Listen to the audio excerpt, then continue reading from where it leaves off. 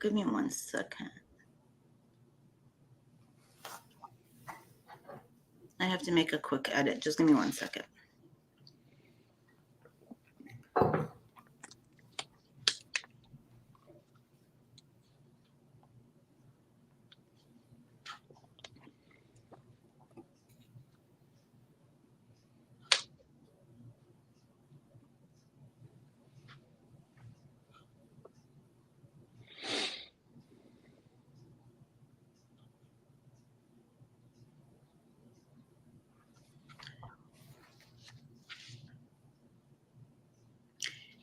Hello, everyone, and welcome to our weekly discussion series that's hosted by the Chaldean Cultural Center in collaboration with U of M Detroit Center, Unique Voices in Films, and CMN TV. I'm your host, Wiamne Mu, and today we have two very special guests, Paul Mascia and Qais Al-Sindy. Hello. Hello, good morning. Good morning. Thanks for joining us.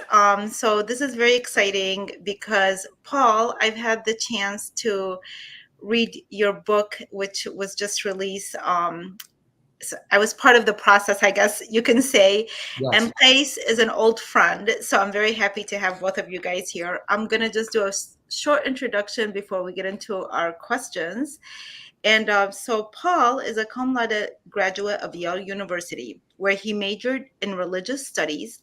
His senior thesis was in an in-depth analysis of the reformer and medieval mystic Saint Catherine of Siena. Paul has attained over 30 years of experience as an insurer professional with expertise in the fields of both long-term and disability insurance. So his book, which is called Nazar's Journey, is his first novel, and it's his first piece of historical fiction. He lives with his wife, Teresa, in Columbus, Ohio. And Qais Al-Sindy was born in Baghdad, Iraq, in 1967. He received his Bachelor's of Science in Engineering from Baghdad University in 1989. He then started to study art. In 2000, he received his second bachelor's from the Academy of Fine Arts located in Baghdad, along with his master's in fine arts. And then after that, he left to the United States, and he's been very, very prolific since. And you can read about his story, and he's all over online as well. But I wrote a book called Iraqi Americans, The Lives of the Artists, which includes Qais' story and some of his artwork. It was published quite a while ago, but anyways, nice to have you guys on. I am excited to start asking you a bunch of questions, but let's start with you, Paul. You reached out to me, when was it, like over a year ago, right? Definitely over a year ago. Mm-hmm. Okay, so you started a book called Nazar's Journey. Give us a little background on what inspired this book and how did you go about writing it? Well, there were several things that were converging all at the same time. The first thing was I was entering into semi-retirement. I was about 67 at the time, and I was trying to really figure out what's the best use of my time and energy as I entered, this new phase of life. Now, the background, my father lived to age almost 101. And he was very cognitively alert into his late 90s. And my mother died at the age of 97. So I have Italian genes. And there's a possibility I may also have a long life, God only knows. But I realized I could have potentially a very creative period of my life post the professional life that I had. And I wanted to use that well. So that was the first thing, is that there was this wide open horizon available to me. And then the second thing that happened in my life, I guess, is I ran across some writings by theologians about beauty and how beauty touches the soul and how beauty draws people to discover the reality of God. And I thought to myself, well, I don't know about, like, there's two emphases. One is that a saint's virtue will draw people to God. But the other emphasis is that beauty draws people to God. And I thought to myself, well, I don't know about being a saint, but although I could try, it doesn't hurt to try. But I felt like I could do the beauty part, that I could create beauty in writing, and that I felt like if I created something really beautiful, it might even inspire other writers to do something similar. Not unlike what happened in the 20th century, where there was a whole renaissance of Catholic writers, and I won't go into that now. But I thought this beauty movement was very attractive to me, and also I had people in New Jersey will know me because I did a lot with music. I had created a lot of music based on the Psalms, some of which is now being engraved. So I was creative, but during my business career, writing was put on the shelf, except for maybe business writing, or possibly giving a speech, or possibly a eulogy. And sometimes I get a comment after the eulogy. People would say, "Oh, you're a very good writer. You should do some more writing." So I get those kind of comments, and I thought, wow, that's great to know. I would like to explore it. So the background, one more little background piece, was that during my senior year at Yale, I was in a psychology class, and the teacher gave us an opportunity to write a story instead of a traditional paper. And it was on the story could have been a children's story. So I wrote a story about a young boy, much younger than Nazar, in the Vietnam War. And it did have a bird, and it also had the boy searching for his father in the chaos of war. So I had that background in my mind of that story, and the professor really liked it. And she said, "Oh, you should get it published." And I even had some illustrations done by a neophyte friend, and so that's kind of in the back of my mind when I began to think about writing. That story set in a war situation is the backdrop. You know what? That's so interesting. I think most artists or writers, if you ask them about their projects, I mean, some of my projects, or it seems like I have a lot of books that end up coming out, and I'm like, this started like 20 years ago, 30 years ago. I have books in my shelves that I just stacked and either never finished, or they're living in the back of my mind. And this is the case for a lot of writers, that they have this project, and luckily you got it done, because sometimes some of these manuscripts end up just collecting dust in the shelves, and that wasn't the case with you. You actually did a lot of work, including you reached out to us, or to me, asking if I had recommendations for artists, because you wanted to include an illustrator. And I know many great Iraqi American artists, some which I connected you with. And then you reached out to Qais. And I'd like to know, Qais, how you felt when Paul approached you about this project. What was your feelings, and why did you decide to get involved?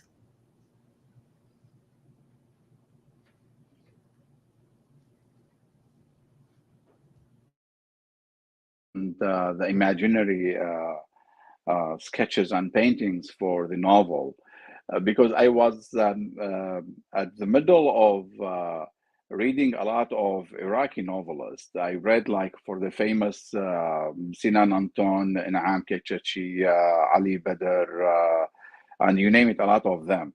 And then I saw that a Western, like an American writer, wants to talk about one of the major incidents that happened in north of Iraq.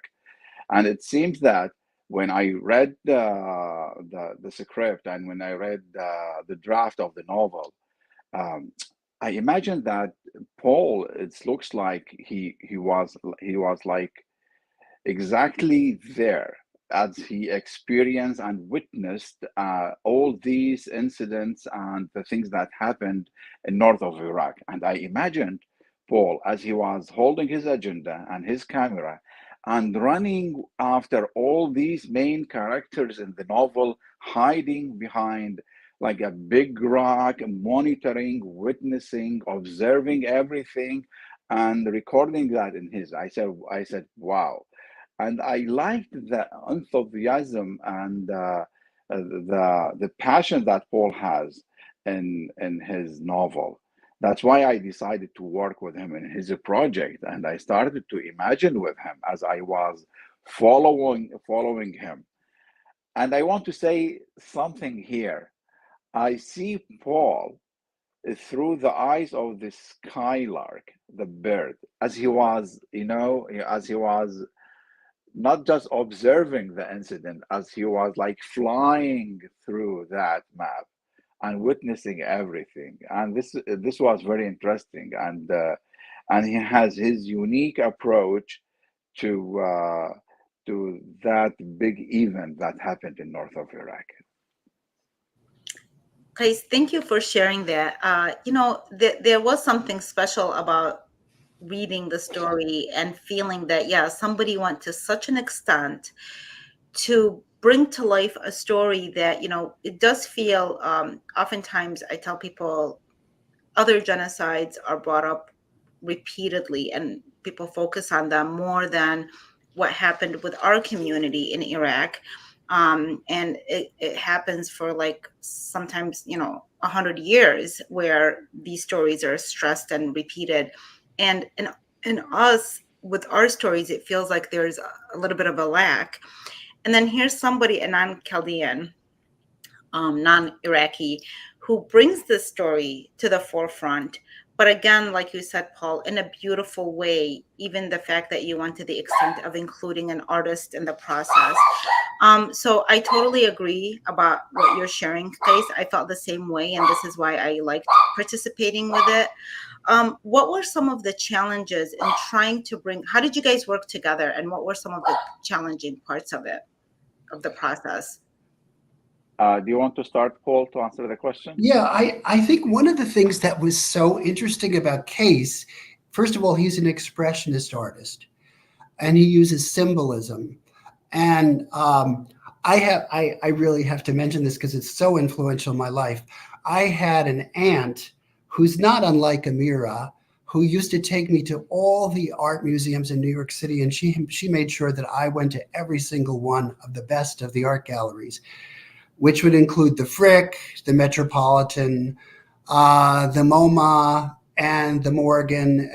I just had to see all those, and I loved it. And then, of course, I would take my kids into New York because we lived in the New York area. I loved art, and I loved the images of art. So I am a visual person. I have an imagination.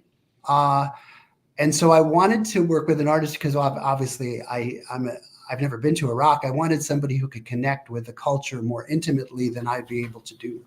So anyway, discovering Case was thanks to William. That was thanks to you, William, because my wife and I were looking and said, where can we find a really good Iraqi American artist?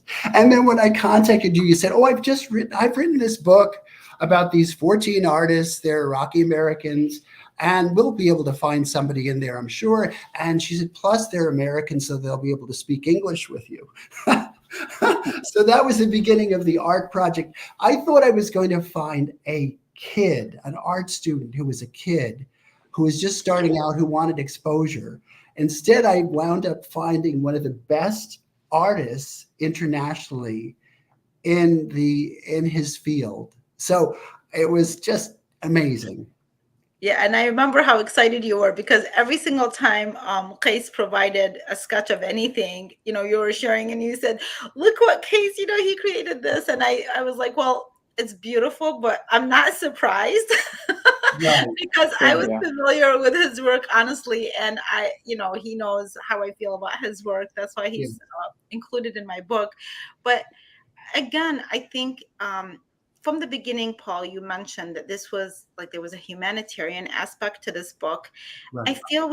I think we all felt that, and everything, whatever anybody contributed, which obviously outside of yourself, Case the most with his artwork, was that was part of knowing that's what you know that was happening, that you were providing to a very important story.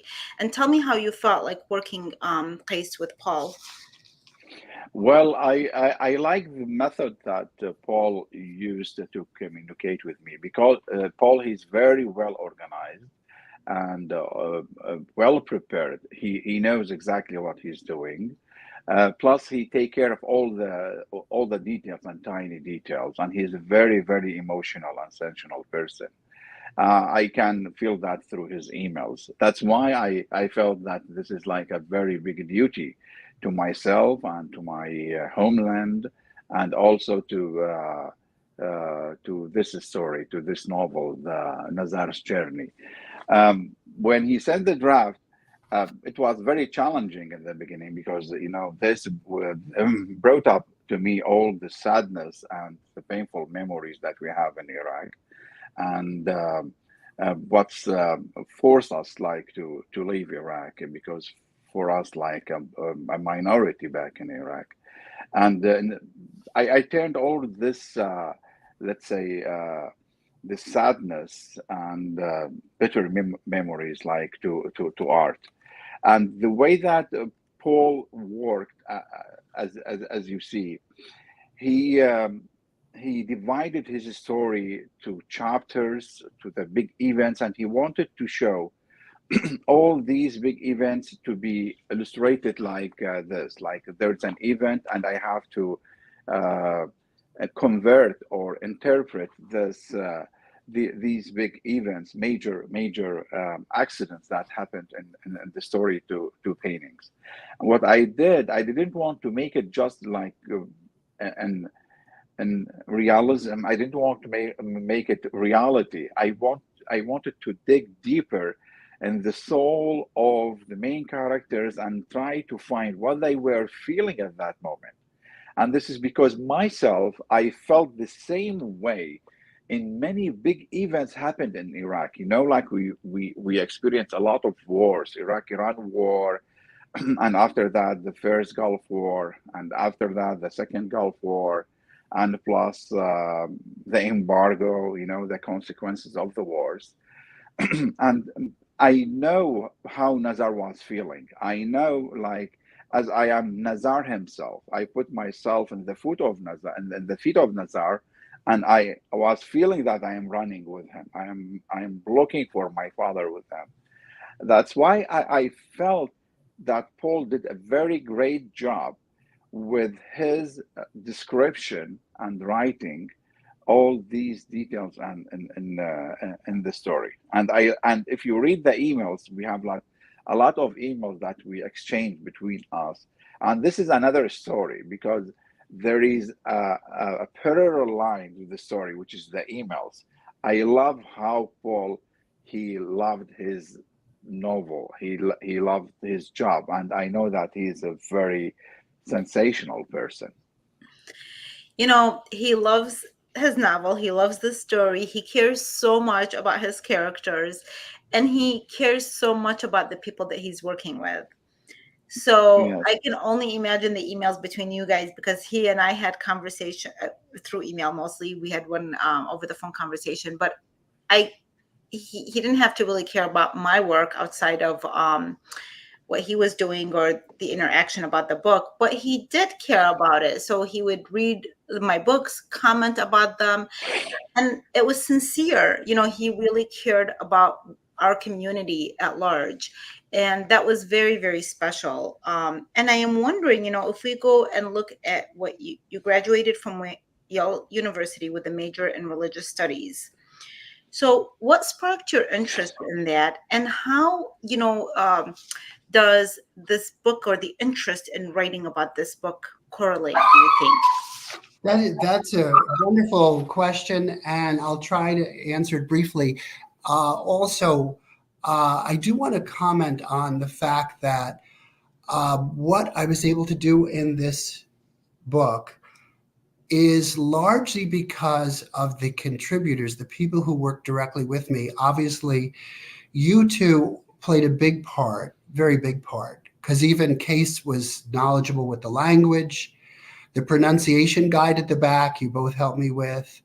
Then there is Fadi from the Boston area, who knew Surith and who helped me with the translation of the words from Psalm 91. There was Deacon Sermed, and you'll see their names, by the way, in the story. You'll see a Fadi, you'll see a Sermed, and then there's a Mother Olga. All of these people from the Boston area were Iraqis who had suffered greatly, who, are still involved very much with their culture from the past. All of you have been fabulous in terms of your contribution to this book. And I did something as an author that you're really not supposed to do. You're really not supposed to write about something, a place. You're not supposed to write about a place that you haven't experienced firsthand. Well, I'm an Italian American. I've never been to Iraq, but I wanted it to be authentic. And there was one other person I should mention, quite amazing. When I called the Aid to the Church in Need in Brooklyn, Job Copeman, the communications director, said, well, I think I know someone who can help you authenticate the details. It turned out to be an American, Stephen Rasha, who wrote the afterword. Stephen has known Iraq intimately and lived through a lot of the war and the post-war of the Operation Desert Storm. And he even knew Karamlesh. He even knew that city, the little village. And he even helped me authenticate. I'll give you a little detail. I created this character, Aram. Am I saying the name correctly? Aram? He ran Aram. Aram. Okay. He ran the butcher shop. This butcher shop is imaginary, but I'm sure there is one there. And I said to Steve, I said, oh, well, are there flies outside the butcher shop? Like, are there like, maybe lambs or fly? He said, oh, yes, lots of them. So when Nazar goes into the butcher shop, he says, let me help you bring that, lamb inside because there's flies all over it. So that kind of detail was wonderful. And then I'll give you one other detail. I know this isn't answering your question, but it was amazing. I had the bells of the village of Karamlesh ringing electronically, and they would ring electronically, and that woke Nazar up from his dream, his nightmare. And Steve said to me, oh, no, there's no electronic bells. Those church bells are rung by someone pulling a rope. And so I had to rewrite that part of the story because obviously that was not authentic. So those kind of details were amazing, and he helped me directly with those details. Regarding Yale and religious studies, I also want to comment, even though my thesis was on a medieval mystic, of course, I love Italy and I love the culture of the language, and everything about Italy I love. But I chose a medieval mystic who you might say, well, what's she do? What does she have to do with the modern world?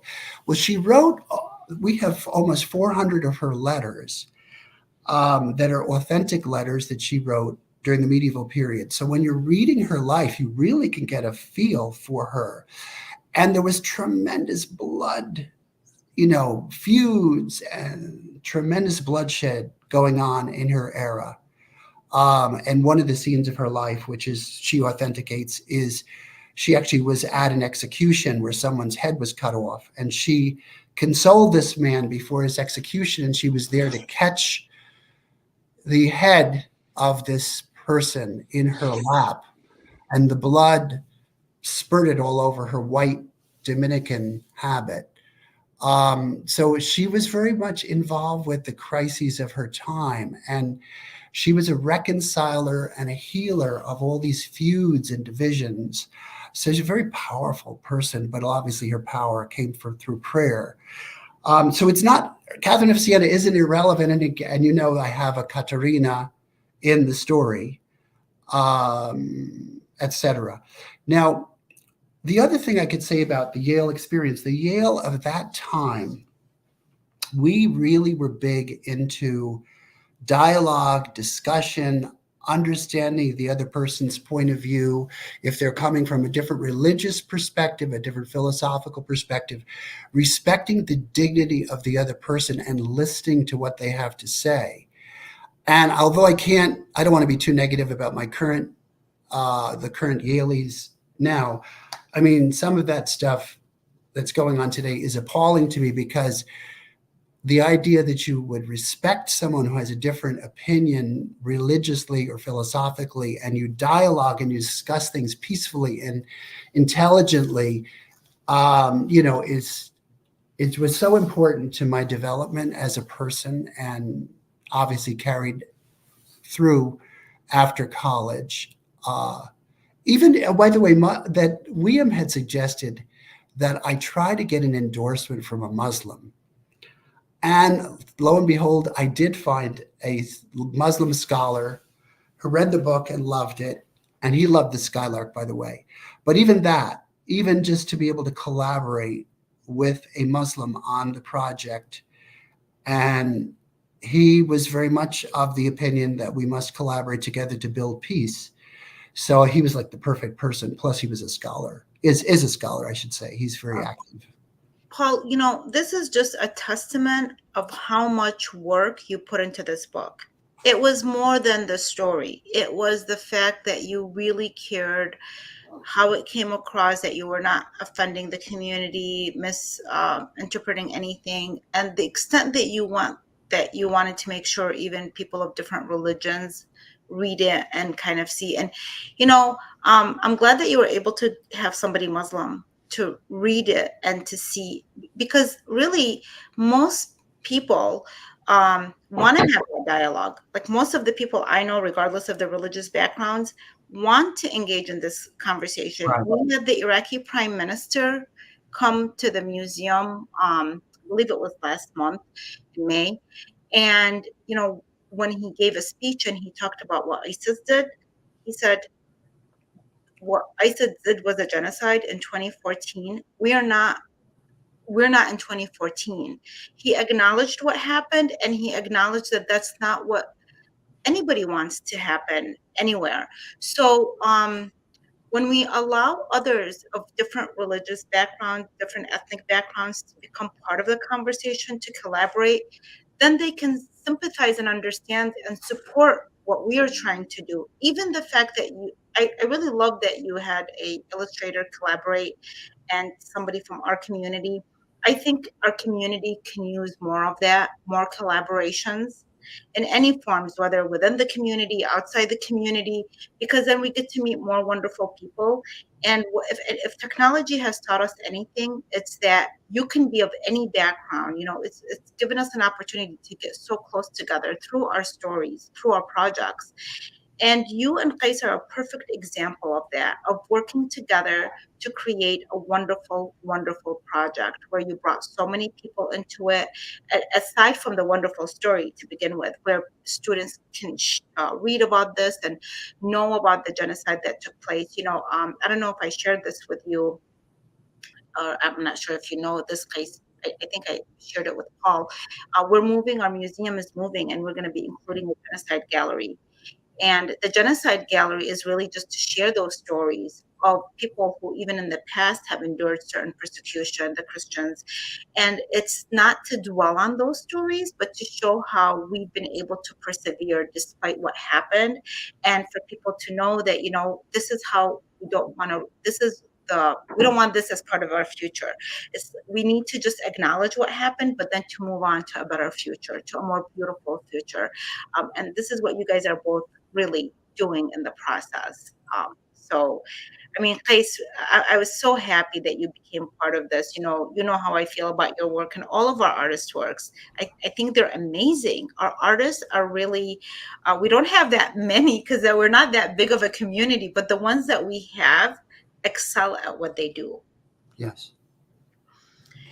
Well, Liam, I don't know if there's. It's so heartfelt, the whole process.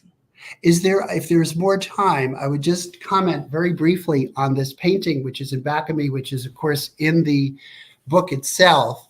Qais surprised me because I didn't know that he knew Surith characters. And the scene, the words that are at the bottom are, "He will conceal you in his wings. You will not fear the terror of the night," from Psalm 91. And I happened to attend Compline one evening at the cathedral here in Columbus. And they sing this beautiful piece with those very words. And when I was at the Compline, it's very dark. They have a few candles lit. It's extremely dark.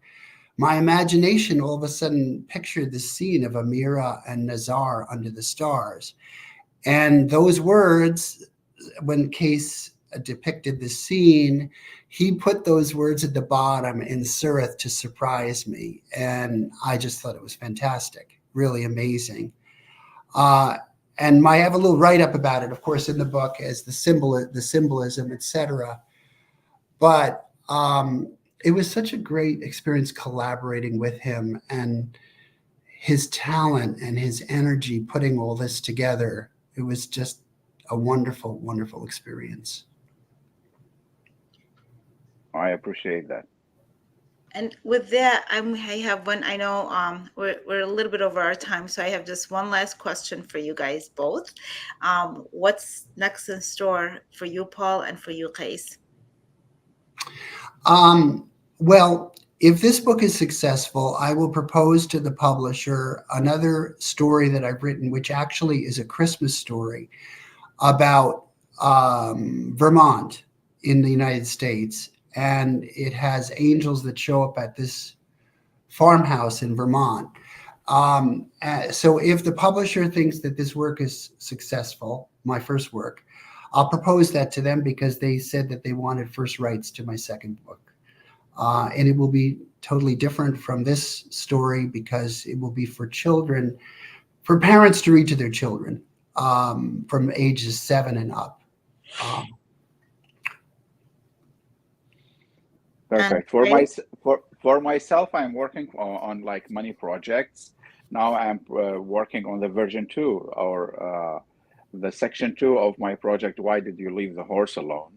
And this will be about also the same idea, like that we all like concerning about, which is the leaving, the uprooting, the people who live in exile, and these main topics are like it's the same that one of them is the same as Paul uh, uh, in his book. And I think this is like endless, like since the Epic of Gilgamesh, you know, Yes. that's an Enkidu, like surging for the eternity. Um, that's why I feel that these topics catch my attention more. So I'm working on many projects now, and also I'm looking forward to see what Paul is working on his new story about the Christmas.